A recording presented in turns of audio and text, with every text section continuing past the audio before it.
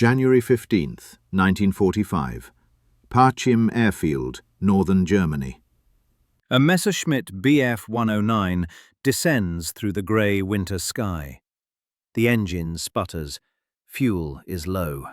Fuel is always low now. The pilot is 22 years old. He has 352 confirmed kills, more than any fighter pilot in history, more than any pilot will ever achieve again.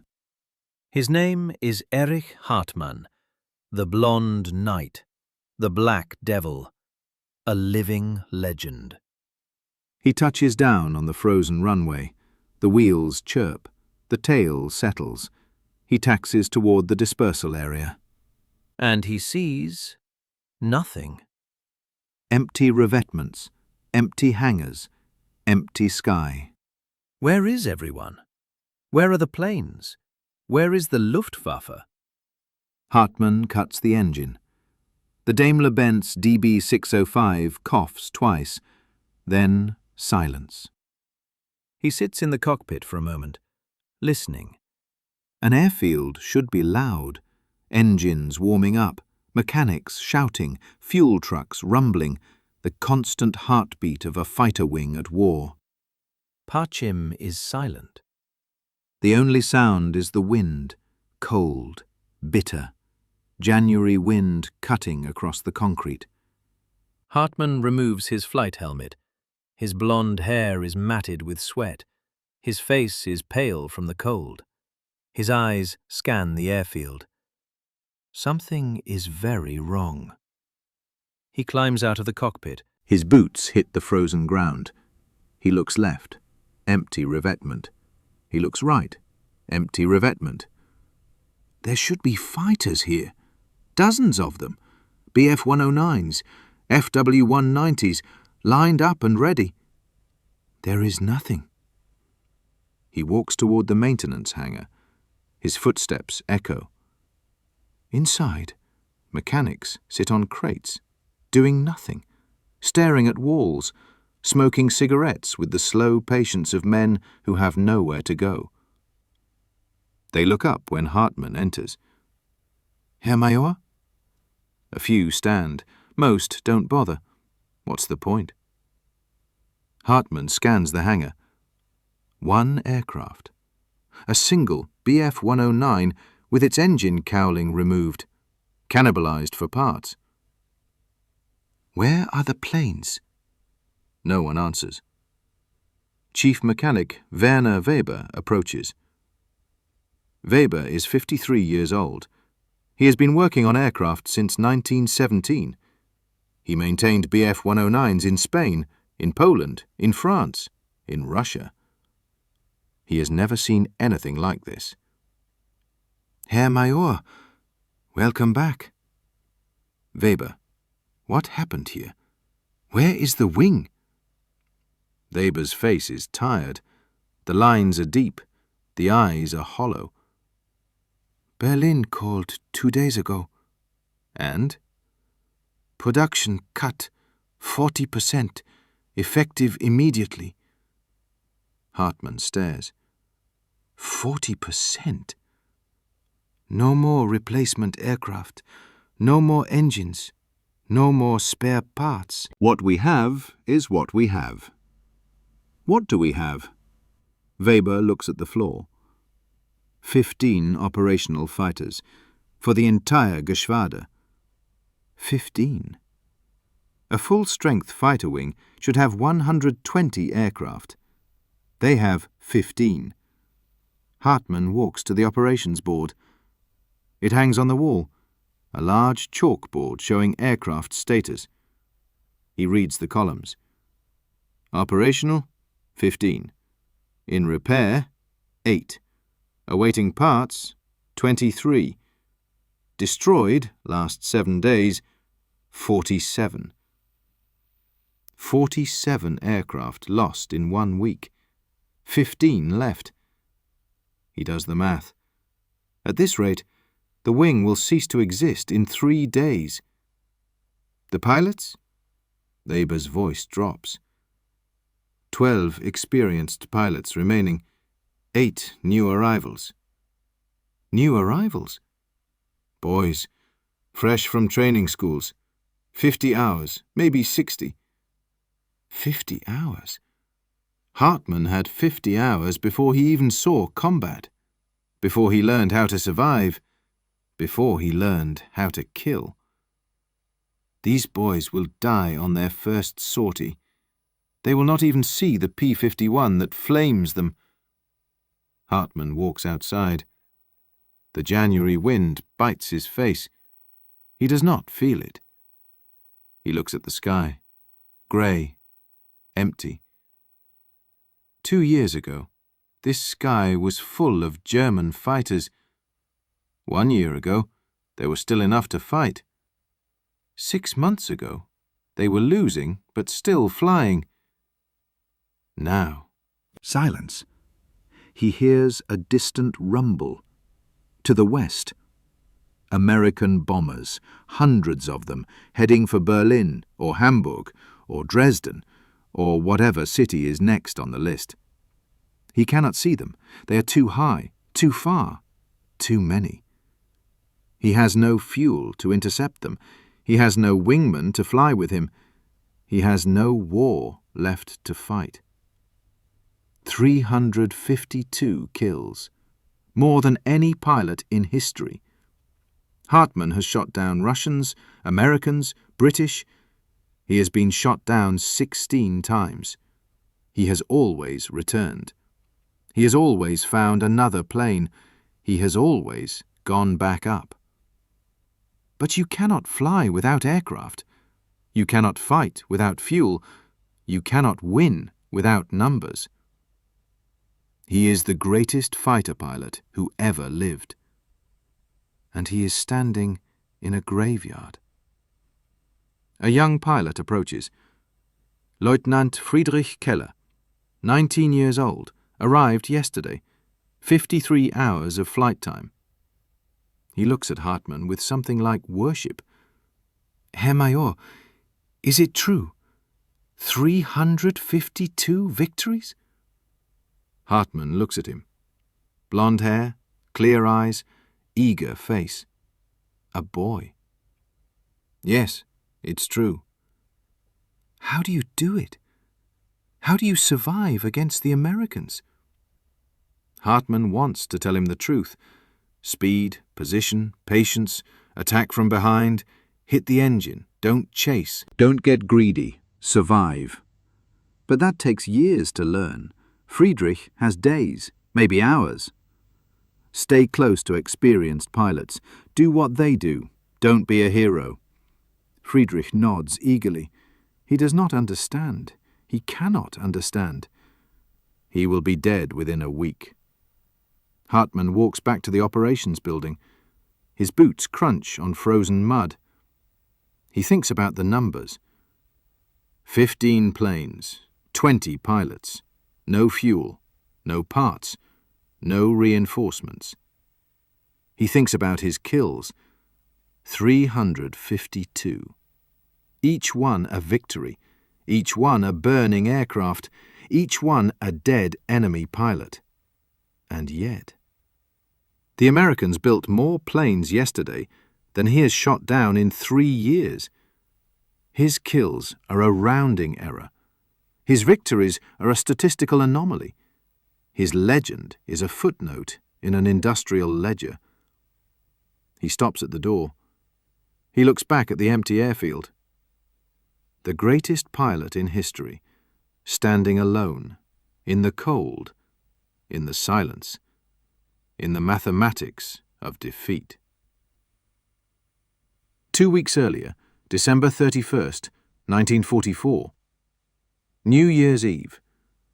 The Luftwaffe pilots gather in briefing rooms across Germany. There is electricity in the air, hope, something they have not felt in months. The Führer has promised a great blow, a decisive strike, a turning point. Operation Bodenplatte. Every available fighter in the Reich will launch simultaneously. 900 aircraft, 34 airfields, One massive coordinated attack on Allied bases in Belgium and the Netherlands. The objective? Destroy the enemy air force on the ground. Regain air superiority. Turn the tide of the war. The pilots listen. They want to believe. They need to believe. Tomorrow, we strike. Tomorrow, we win. January 1st, 1945. 07:30 hours. Hartmann sits in his cockpit at Parchim. The engine idles. The canopy is open. His breath fogs in the freezing air. Around him, fighters are everywhere. For the first time in over a year, the sky belongs to Germany. Bf-109s, FW-190s, Me-262 jets, hundreds of them, taxiing, lining up, preparing for the greatest air operation in Luftwaffe history. Hartmann looks at the formation. He sees experienced pilots, commodores with hundreds of kills, Staffelkapitäne who have survived since 1940, the backbone of German fighter aviation. He also sees the new ones, boys with 50 hours, boys who have never seen combat, boys who will fly into the teeth of the American war machine. The signal comes. Green flare. 900 engines roar. 900 fighters begin their takeoff rolls. 900 aircraft climb into the winter sky. For one moment, it looks like 1940 again. The formation heads west, low altitude, treetop level, below radar. Hartmann flies with JG-52, 60 aircraft in his group. He looks left, fighters stretching to the horizon. He looks right, more fighters. The radio is silent, radio silence until contact. The only sound is the engine. The only sight is the frozen landscape below. The only feeling is the vibration of the airframe. And something else. Dread. Hartmann has flown over 800 combat missions. He knows what happens when you mass aircraft like this. He knows what the Americans will do. This is not a surprise attack. This is a target-rich environment for them. 08:15 hours. The first Allied airfield appears. Eindhoven, Netherlands. Packed with American fighters, P-51 Mustangs, P-47 Thunderbolts, lined up in neat rows. The German fighters dive. For 30 seconds, it works. Cannon fire rakes the parked aircraft. Explosions blossom across the tarmac. Fuel trucks detonate. Hangars burn. The Luftwaffe pilots scream victory on the radio. "We're doing it! They're burning! We're winning!" Then the sky fills with metal. American anti-aircraft guns open fire. Not a few guns, hundreds of guns, thousands of guns. Every Allied airfield is ringed with flak batteries, quad-mounted 50 calibers, 40mm Bofors, 90mm heavy guns. The German fighters are flying at 200 feet, perfect altitude for anti-aircraft fire. The first FW-190 disintegrates, then another, then another. Hartmann pulls up. He sees black puffs everywhere, tracers crossing like deadly rain. A Bf-109 next to him takes a direct hit. The pilot, Hauptmann Werner Schulz, 112 kills, a veteran of Stalingrad, explodes into fragments. No parachute, no chance, just death. 08:45 hours. The P-51s arrive. American pilots scrambled from surviving fields, fresh, rested, 300 hours of training each. They fall on the German formations like wolves on sheep. Hartmann sees it happen. A flight of 6 Bf-109s, new pilots, boys from the training schools, jumped by 4 Mustangs. The Germans try to turn, They try to evade. They try to remember their training. They have 50 hours. The Americans have 500. It is not a fight. It is an execution. 6 German fighters shot down in 90 seconds. 6 pilots dead. 6 families that will receive telegrams. Hartmann fires at a Mustang, misses, dives away, survives. That is all he can do now, survive. January 1st ends. The Luftwaffe returns to base, what is left of it. Hartmann lands at Parchim. His aircraft has 17 bullet holes. His wingman did not return. His Staffelkapitän did not return. He walks to the operations room. The board is being updated. Losses, 300 aircraft. Pilots killed, 237. Pilots missing, 112. In one morning.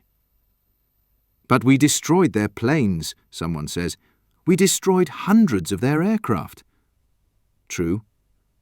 The Allies lost 465 aircraft on the ground, a significant blow. But the Americans will replace those aircraft in 72 hours. They have factories running 3 shifts. They have ships crossing the Atlantic full of P-51s. They have pilots training in Texas and Florida and Arizona. The Luftwaffe will not replace its losses. Ever. The next 6 days are worse. January 2nd, January 3rd, January 4th. The Americans strike back. 8th Air Force, 9th Air Force, 15th Air Force. Thousands of bombers, thousands of fighters. They hunt the Luftwaffe wherever it hides. They strafe airfields. They bomb fuel depots. They shoot down anything with a German cross. By January 7th, the mathematics are clear. 5,000 German aircraft destroyed in 1 week. But the aircraft are not the real loss. The real loss is expertise. Commodore Heinrich Baer, 220 kills, dead. Gruppenkommandeur Walter Dahl, 128 kills, dead. Staffelkapitän Ernst Weiss, 93 kills, dead. The flight leaders, the teachers, the men who knew how to survive, gone. A new pilot can learn from a veteran. A new pilot cannot learn from a corpse. The brain of the Luftwaffe has been blown out. What remains is muscle and bone with no nervous system. Hartmann sits in the mess hall. January 7th, evening. Around him, empty chairs. Men he flew with yesterday, men he trained with, men he trusted. Gone. He looks at his hands. 352 kills. In the last week, he has added 3. 3 more victories. 3 more burning aircraft. It means nothing. The Americans lost 3. They built 300. He is bailing water from a sinking ship with a teaspoon. The great blow, the turning point, the final victory. Propaganda. Lies. Suicide dressed in patriotic language. Operation Bodenplatte was not a gamble. A gamble implies a chance of winning. This was a sacrifice, and the Luftwaffe was the offering. January 10th, 1945, Parchim Airfield. The fuel truck arrives at dawn. 1 truck. It carries 3,000 litres of B-4 aviation fuel, enough for 15 aircraft, 1 sortie each. The mechanics gather around like priests at a communion, carefully, reverently. Every drop is measured, every litre is accounted for. Every aircraft receives exactly 200 litres, no more. 200 litres, enough for 45 minutes of flight time, Enough for one takeoff, one climb, one fight, one landing. Maybe. The synthetic fuel plants are gone. Leuna, bombed. Pörlitz, bombed. Blechhammer, bombed. The American 8th Air Force has made fuel production priority number 1. They know the mathematics. No fuel means no fighters. No fighters means no defense. No defense means victory. Before the bombing campaign, Germany produced 175,000 tons of aviation fuel per month. Now, they produce 10,000. A 94% reduction. The Luftwaffe is dying of thirst. Chief Mechanic Weber briefs the pilots. New fuel protocols from Berlin. The pilots listen. They already know it will be bad. 1 sortie per day maximum. Engine warm-up, 2 minutes only. No circling the airfield, straight out, straight back. No practice flights, no training flights, no familiarization flights. Takeoff, climb, engage, return, land. Nothing else. A pilot raises his hand. What about the new arrivals? They need practice. Weber's face is stone. There is no fuel for practice. They will learn in combat. Silence. Learning in combat means dying in combat. Everyone knows this. No one says it. Lieutenant Friedrich Keller waits outside the briefing room. 19 years old, blonde hair, blue eyes. The poster child for National Socialist youth propaganda. He arrived 3 days ago. He has 53 hours of flight time.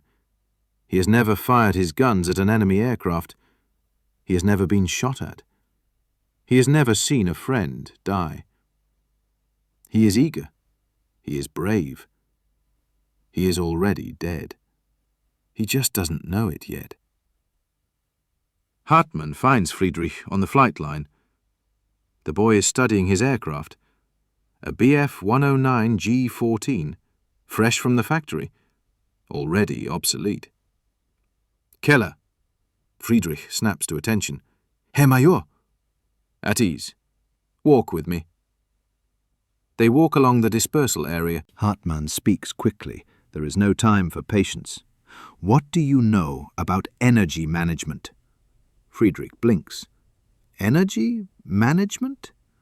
Speed and altitude, the 2 things that keep you alive.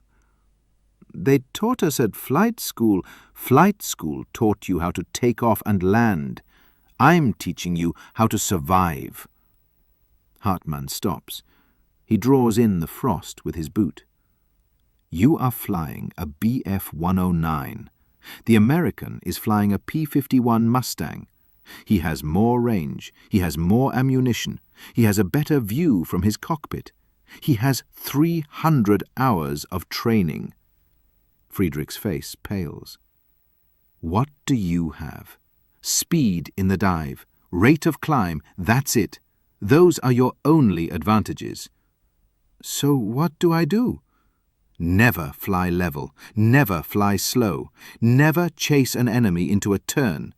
If you are below him, climb. If you are above him, dive. Hit him once and run. Understood? Yes, Herr Major. What do you do if a Mustang gets on your tail? Friedrich thinks. Turn hard? You turn hard, you die. The P-51 turns better than you. You dive. Vertical. Split S. Use your speed. Break contact. Run away. Live to fight another day. Hartmann looks at his watch. 40 minutes. He has given Friedrich 40 minutes of instruction. It should take 400 hours. Any questions? Friedrich hesitates. Herr Major, how do you do it? How do you have 352 kills? Hartmann is quiet for a moment. I've been flying combat for 3 years. I've been shot down 16 times. I've learned from every mistake. He puts his hand on Friedrich's shoulder. You don't have 3 years. You have 3 days, maybe less. I understand. No, he doesn't. He can't. January 12th. American bombers are reported over central Germany. The scramble order comes. 8 Bf-109s taxi to the runway. Hartmann leads. Friedrich is number 7. 200 litres of fuel each, 45 minutes. No margin for error. They take off. They climb. They head towards the bomber stream. Hartmann looks back at his formation. 4 experienced pilots, 4 new arrivals. 50-50 odds that half of them come home. 14,000 feet, the bombers appear. B-17s, hundreds of them. Silver crosses against the grey sky. And around them, Mustangs. Dozens of Mustangs, circling, waiting, hunting. Hartmann keys his radio. All aircraft stay together. Attack the bombers in pairs. Watch for escorts. The German fighters begin their approach. Then the Mustangs dive. Friedrich sees the Mustang too late. It comes from above, from the sun, from nowhere. His training says turn. His instincts say turn. 40 minutes of Hartmann's instruction say dive. He turns.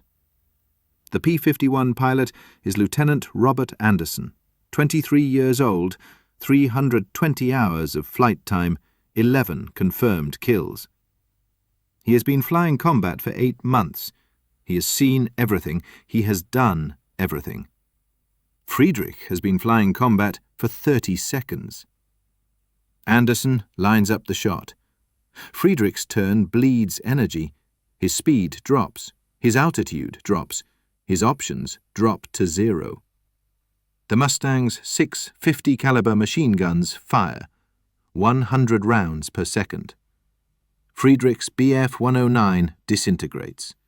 The canopy shatters. The engine explodes. The fuel tank ignites. There is no parachute. There is no radio call. There is no scream. Just a fireball falling towards the frozen earth. 19 years old, 53 hours, 30 seconds of combat. Gone. Hartmann lands at Parchim. 4 aircraft return, 4 do not. Friedrich, Lieutenant Braun, Feldwebel Schulz, Unteroffizier Meyer. All new pilots. All dead. All killed in their first engagement. The experienced pilots survived because experience is the only armor that matters. Hartmann walks to the operations room. He does not speak. He does not eat. He does not feel. He thinks about Friedrich. The blue eyes, the eager face, the impossible task. You cannot teach survival in 40 minutes. You cannot learn combat in 50 hours. You cannot fight a war without fuel. The boy never had a chance. None of them do. January 15th, 1945. Parchim Airfield. Operations Building. Hartmann stands before the status board. Chalk on slate. Numbers that tell the story of death. He reads the columns. Operational, 15. In repair, 4. Awaiting parts, 0. Destroyed, last 14 days, 68. 15 operational fighters. 2 weeks ago, they had 83.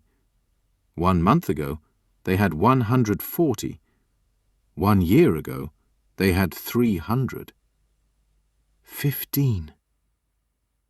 Colonel Wilhelm Kessler enters the room. He is 51 years old, operations officer, veteran of the First War. His face is grey. His uniform hangs loose. He has not slept in 3 days. He carries a folder. The folder contains numbers. The numbers contain doom. Major Hartmann. Herr Oberst. You wanted to discuss replacements? Yes, sir. We have 15 fighters, 12 pilots. I need aircraft. I need men. Kessler sets the folder on the table. He opens it slowly, as if the pages might bite. Sit down, Major. Kessler spreads the documents. Production report, January 1945. Hartmann looks at the numbers. BF 109 production, 1,200 units projected. FW 190 production, 800 units projected. Total fighter production, 2,000 units. 2,000 fighters.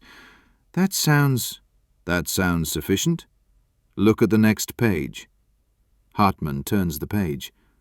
Losses, December 1944, 2,847. Losses, January 1st to 14th, 1945, 3,112. We are losing aircraft faster than we can build them. Yes, Herr Major, and it gets worse. Kessler pulls out another document. Allied production estimate, January 1945. American fighter production, 5,000 units. British fighter production, 2,000 units. Soviet fighter production, 3,000 units. Total, 10,000 units per month. 10,000? Per month. We build 1, they build 5. Hartmann stares at the paper. These numbers cannot be correct. They are correct. Intelligence confirmed. The Americans alone are producing more aircraft than the entire Axis combined. Hartmann sets down the document. Then we need pilots.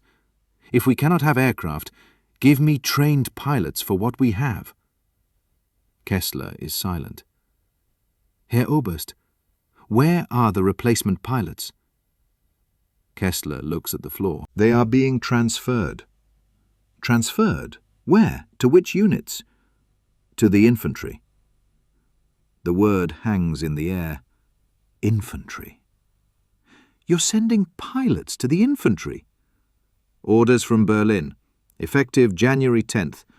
All excess flight personnel are to be reassigned to ground combat units. Excess? We have no excess. We have a shortage. We have a greater shortage of infantrymen. The Eastern Front is collapsing. They need bodies.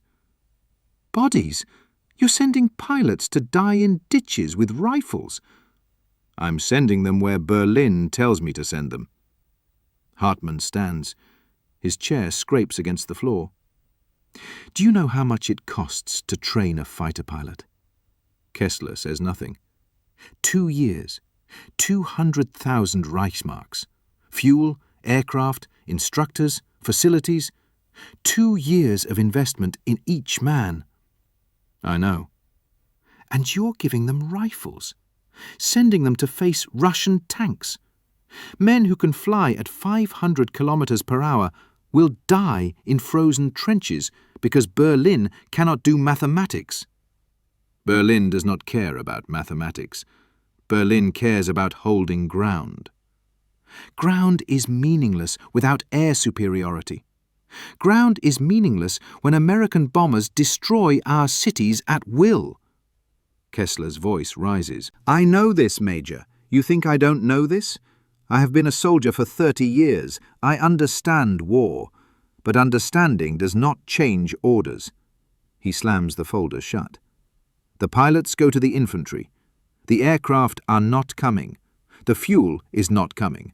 This is the reality. Accept it or don't. It changes nothing. Silence. Hartmann looks at the board again.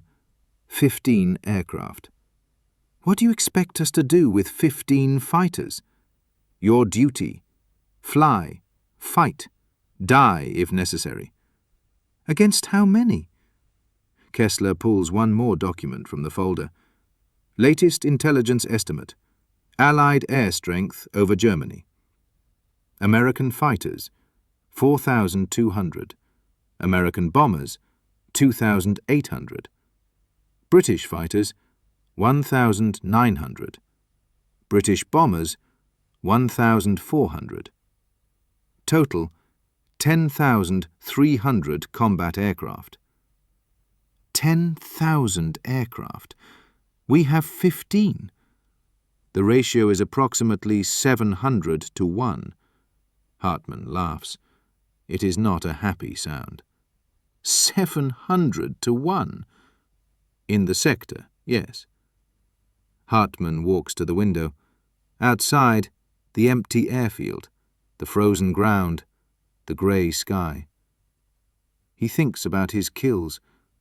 352. The highest score in history. Medals from Hitler himself. Diamond Knight's Cross. The most decorated pilot in the Luftwaffe. 352 aircraft destroyed. And what difference has it made? He does the math. The Americans lost 352 fighters. The Americans built 352 fighters in 10 days. His entire career, 3 years of combat, 800 missions, 16 times shot down, erased in 10 days of American production. He is not a warrior. He is a rounding error. Do you know what I realized, Herr Oberst? Kessler looks up. We are not fighting an army. Then what are we fighting? A factory. Hartmann turns from the window. The Americans do not win because they are better pilots. They win because they have more pilots. The British do not win because they have better planes. They win because they have more planes. War is industry. War is mathematics. And the mathematics are against us. They have always been against us, since Stalingrad, since Kursk, since the first American bomber crossed the Channel. Then why do you still fly? Hartmann considers the question. Because I don't know how to do anything else. Because the boys still believe. Because someone has to show them how to survive. And can you? Show them how to survive? No.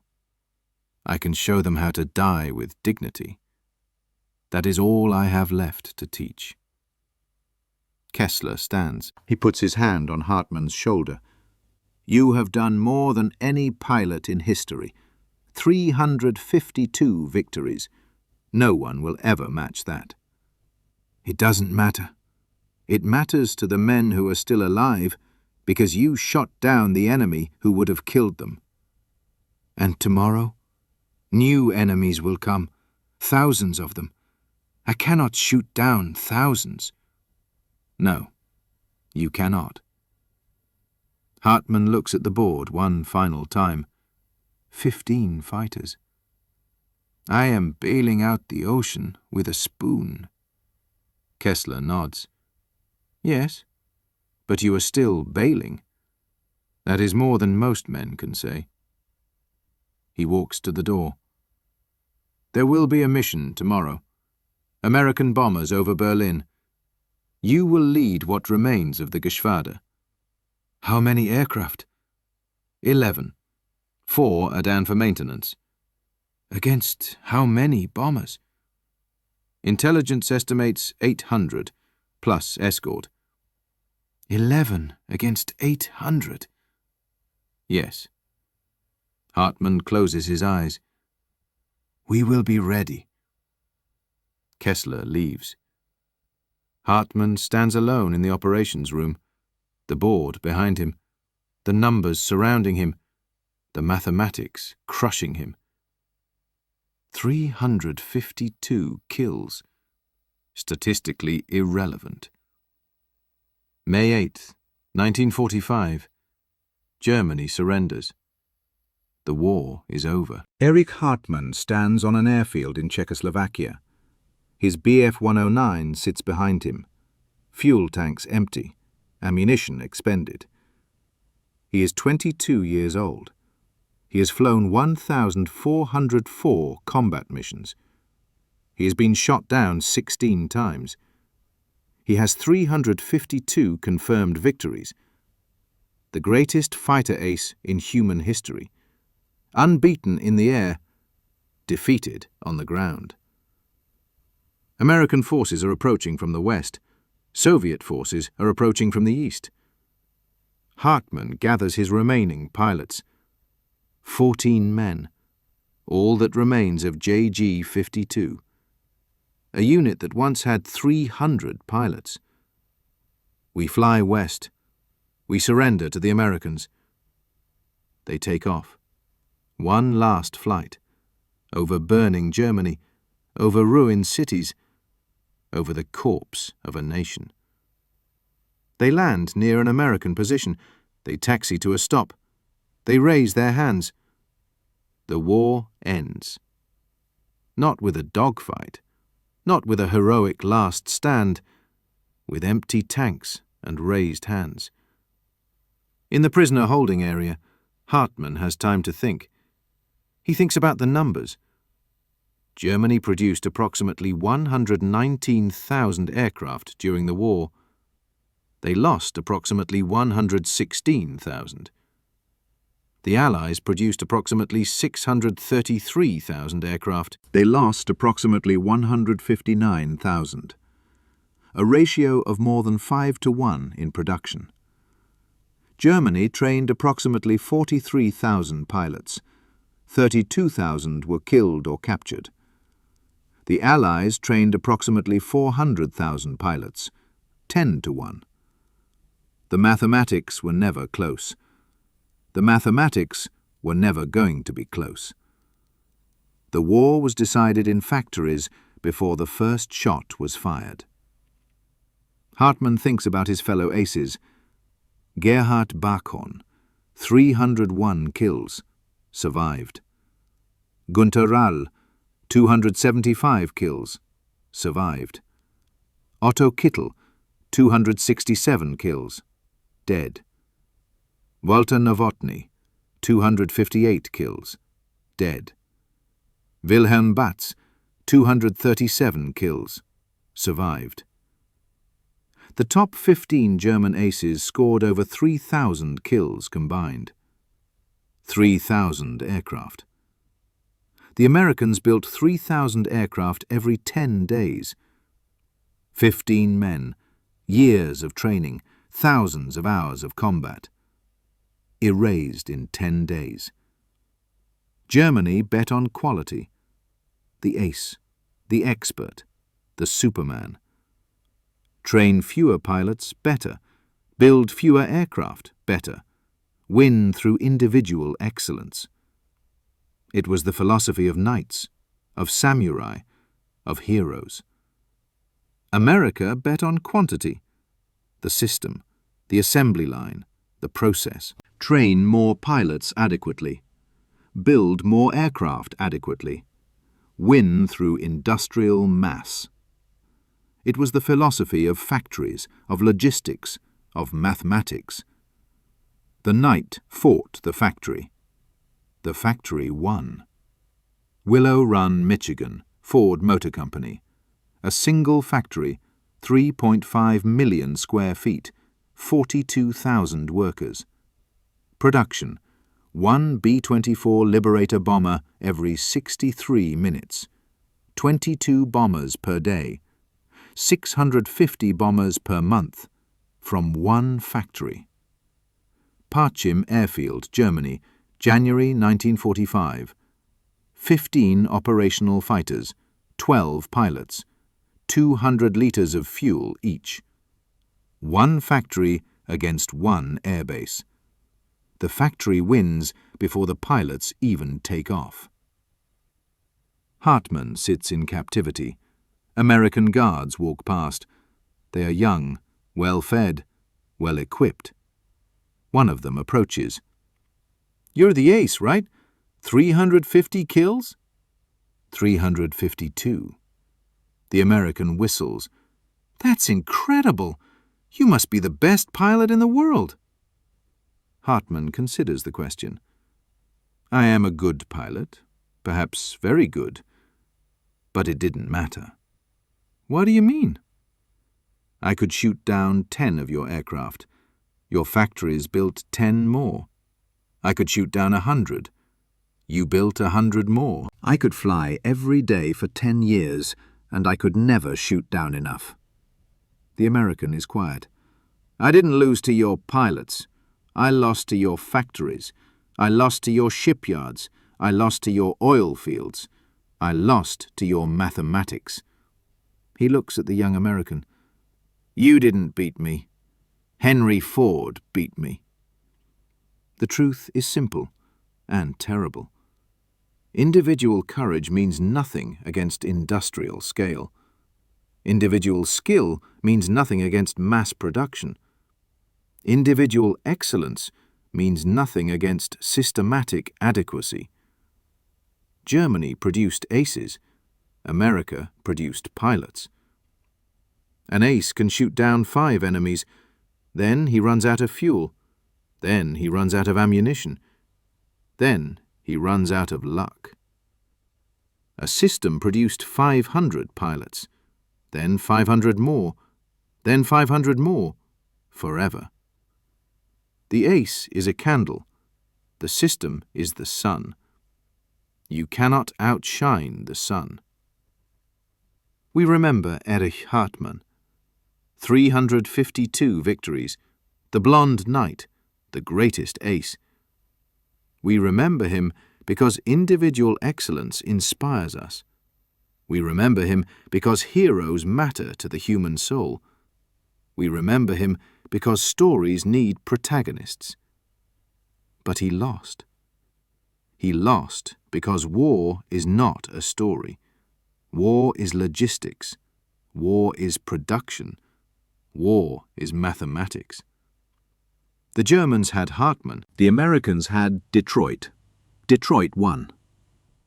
Imagine 2 images. Image 1, a ruined German airfield, craters in the runway, burned hangars, a single Bf-109 destroyed by strafing. Silence. Image 2, Willow Run factory floor, assembly lines stretching to the horizon, bombers in various stages of completion, workers in 3 shifts, 24 hours a day, the roar of production. The first image is courage. The second image is victory. They are not the same thing. Erich Hartmann spent 10 years in Soviet captivity. He was released in 1955. He joined the new West German Air Force. He retired as an Oberst. He died in 1993. 352 kills, never matched, never surpassed. A monument to individual excellence, a footnote in industrial history. He knew the truth. He learned it in January 1945, standing on an empty airfield, reading numbers on a chalkboard, watching boys die because there was no fuel to train them. Courage is a virtue. Logistics is a reality. When the two collide, logistics wins, every time. The knight charges the factory. The factory does not flinch. The factory does not tire. The factory does not stop. The factory simply produces. And production is the mathematics of victory. If this story changed how you think about war, hit that subscribe button. Because history is not just about heroes, it is about systems, about factories, about the mathematics that determine who wins and who loses. Erich Hartmann was the greatest fighter pilot who ever lived, and on January 15, 1945, he realized it didn't matter at all. Not because he wasn't good enough, because no one could ever be good enough. Against the factory, against the assembly line, against the mathematics of defeat. Courage is a virtue, logistics is a reality, and reality always wins. Next time on Iron Witness, the Soviet T-34, the tank that was designed to be good enough and changed history because of it.